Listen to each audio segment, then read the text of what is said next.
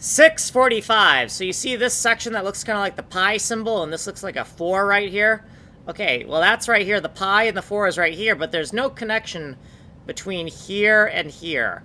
We need to make that connection happen, and the first thing to make that happen is to create a doorway buffer, right? So these little white rectangles, we want to create a buffer that collects the pixels that are in these little rectangles and repetitively stamps that pattern to create a hallway, right? So let's get into it. So in the legal stuff section, we got some monkey wrench macros here.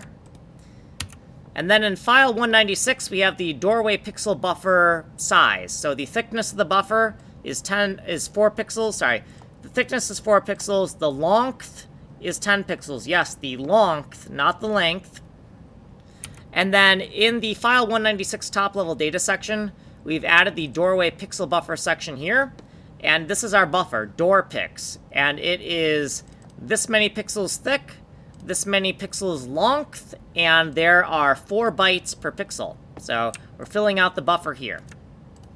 We're not going to do anything though with the buffer in this video. We're going to do stuff with the buffer in the next video. We're just filling out the data structures in this video.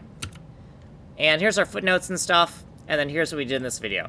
So like, subscribe, send money in the mail. If you want a longer explanation, you can go here to Ninja Coder. You're on the fast playlist on Kanji Coder. Ways to get a hold of me are here. Source code is here. Like and subscribe, send money in the mail. My name is Kanji Coder. I'm making a game engine from complete scratch. It's a fully destructible fractal geometry bomb game. We write our code in a C99 data-oriented design style, and we also document every fucking line of code. That's right. There's no other code base out there that documents every single line of code like I do, right? There's no, I am Guinness World Book of Records level of documentation in this code base, my friends. So like and subscribe if you want to see how a madman makes a game engine. Like and subscribe.